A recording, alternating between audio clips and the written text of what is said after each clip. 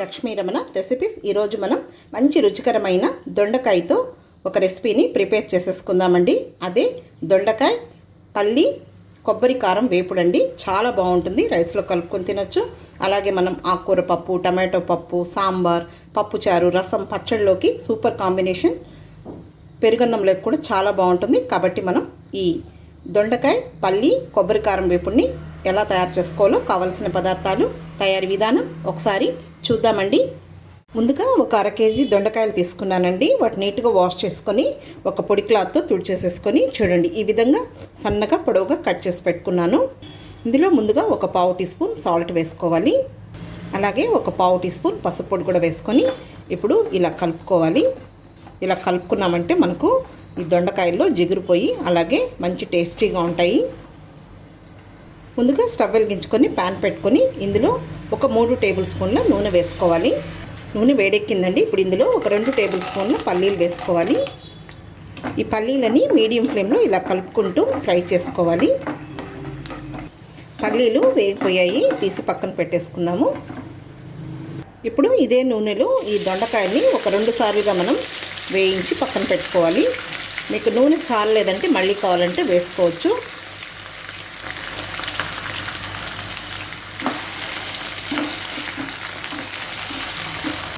చూడండి, దొండకాయ ముక్కలు ఈ విధంగా వేగాయి. ఇప్పుడు ఇవి తీసి పక్కన పెట్టేసుకొని ఇదే ఆయిల్లో మిగిలినవి కూడా ఇదే విధంగా ఫ్రై చేసుకోవాలి.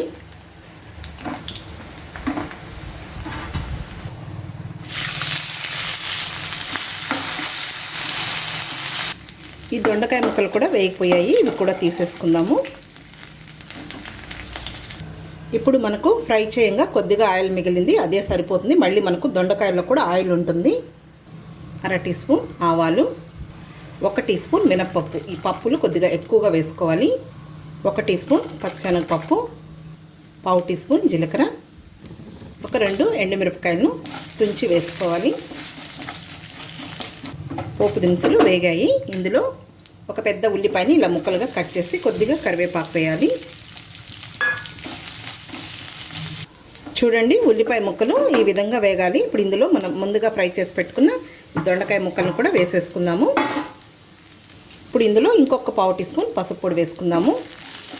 ఈ ఉల్లిపాయలతో పాటు ఇంకొక 2 నిమిషాలు ఫ్రై చేసుకోవాలి.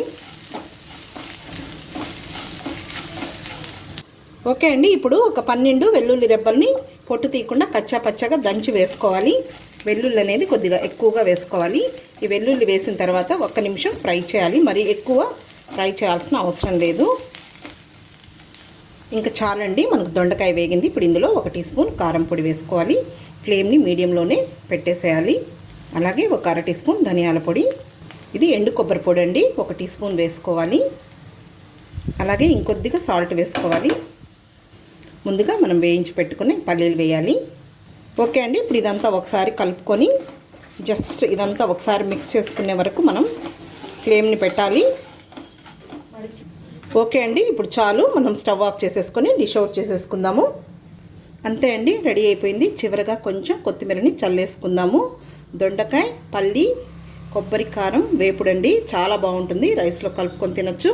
అలాగే సైడ్ డిష్గా చాలా బాగుంటుంది. పప్పు, తర్వాత రసం, పప్పుచారు, ఆకుకూర పప్పు అలా చేసుకున్నప్పుడు టమాటో పప్పులోకి సూపర్ కాంబినేషన్. కాబట్టి తప్పకుండా ట్రై చేయండి.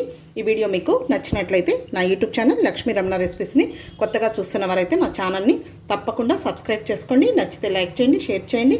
ఒక మంచి వంటతో మళ్ళీ కలుద్దామండి. నమస్తే అండి.